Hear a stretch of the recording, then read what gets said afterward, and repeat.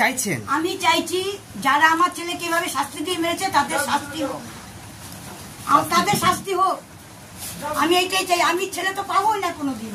আপনারা দেখছেন আদর্শ তিতুমির পত্রিকার সঙ্গে রয়েছে আমি ধৃতরাষ্ট্র। আজকে আপনাদের কাছে আমরা একটা হৃদয় বিদারক, একটা খুব আঘাত প্রাপ্ত একটা ছবি আপনাদের সামনে আমরা তুলে ধরতে চাই।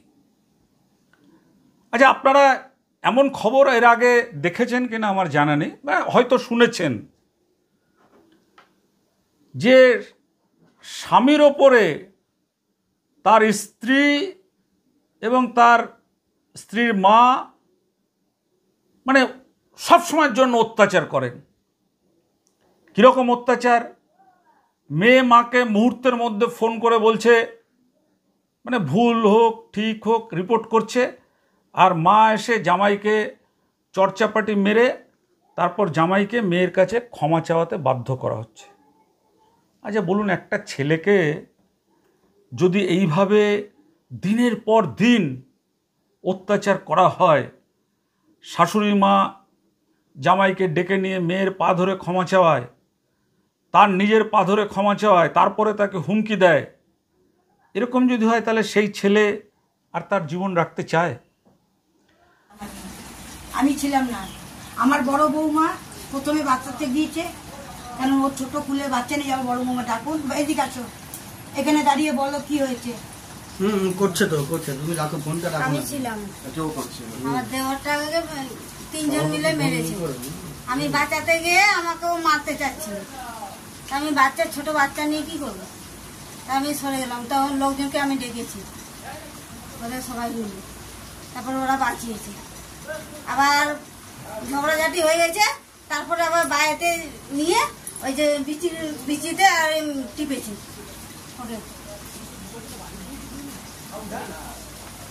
আপনার মা হিসেবে আপনার এক্ষেত্রে আপনি এই মুহূর্তে আপনি কি চাইছেন? আমি চাইছি যারা আমার ছেলেকে এভাবে শাস্তি দিয়ে মেরেছে তাদের শাস্তি হোক, তাদের শাস্তি হোক।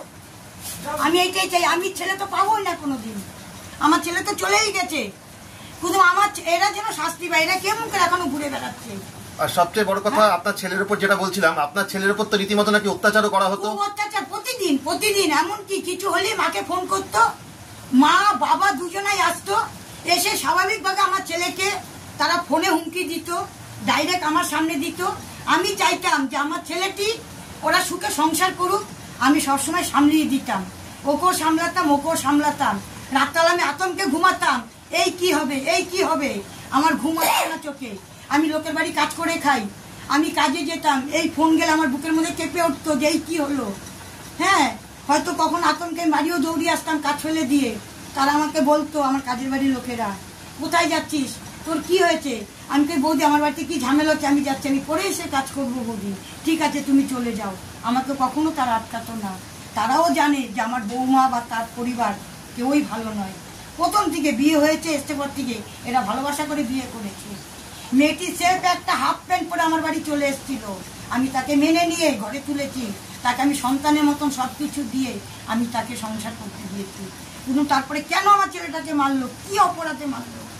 আজকে আমরা আপনাদের কাছে দেখাবো বীজপুর থানা এলাকার একটি ঘটনা, যেখানে সুমিত মুখার্জি নামে এক যুবক, সে অনেক আশা নিয়ে অনেক আকাঙ্ক্ষা নিয়ে বিয়ে করেছিল।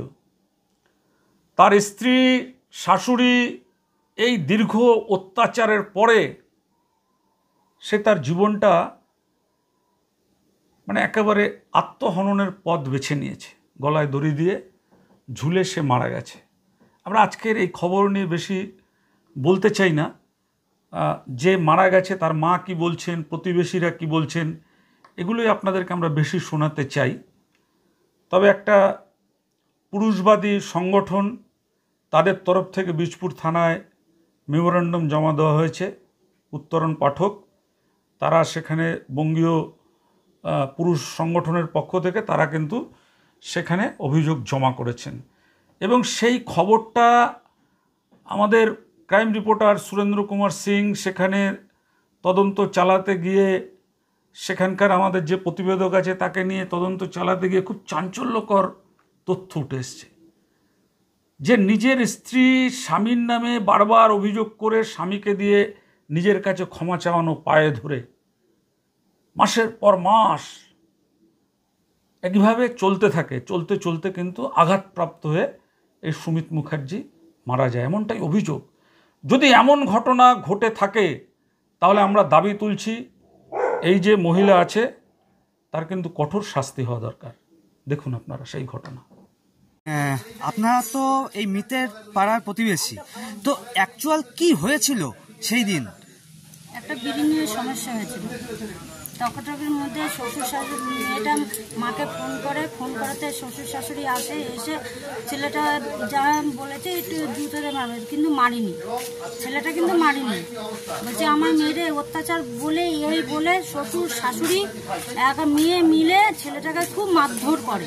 মারধর করাতে আমাদের পাড়ার লোক ছাড়াছাড়ি করিয়েছে, কিন্তু তার সন্ধ্যাবেলায় ওর মেয়ের মা বাড়ির থেকে থানায় যায়। থানায় যে ছেলেটার নামে অভিযোগ করে ছেলেটা থানায় যায়। পরের দিন মেয়েটা আবার 12টার সময় এসে এমন কিছু একটা বলেছে যাতে ছেলেটা আত্মহত্যা করতে বাধ্য হয়েছে। আচ্ছা, এই অত্যাচারটা কি অনেকদিন ধরেই চলতো, বা এই সংসারের খুঁটিনাটি বা ঝগড়া কি অনেকদিন ধরেই চলতো, না রিসেন্টলি শুরু হয়েছিল? স্বামী স্ত্রীর মধ্যে মানে মানে বন্ধু বান্ধবের সাথে কোনো কথা বলতে পারবে না, ও ছেলেটা কাজেই যায়। এখন মেয়ের বাড়ির থেকে বলছে এইটা করেছে ওইটা করেছে সেটা করেছে, নানান অজুহাত দিচ্ছে বাঁচার জন্য। মেয়ে ছেলেটা মেয়ের বাড়ির বাবা মা ওদের মানে আত্মীয় স্বজন বাঁচার জন্য ছেলেটাকে মানে মেয়েটার জন্য যে উপহার দিচ্ছে। ওরা কোনো দোষী করেনি, কিন্তু ওরা দোষী, ছেলেটাকে মেরেছে, ওকে মেরেছে। কিন্তু আমরা সেই শাস্তি চাই। ছেলেটা কেন মারা গেল? ওই মেয়েটার জন্য মেরেছে। আর ওর শাশুড়ি হচ্ছে মেন ভিলেন, সব কিছুতে মেন ভিলেন হচ্ছে ওর শাশুড়ি। আপনারা যদি মোবাইল ট্যাপ করে আপনারা যদি দেখতে পারেন, মেয়ের মা সেকেন্ডে ফোন করে, সারাটা দিন রাত 24 ঘন্টা সেকেন্ডে ফোন করে। এত কি থাকে মেয়ে আর মারতে কথা? ঠিক আছে।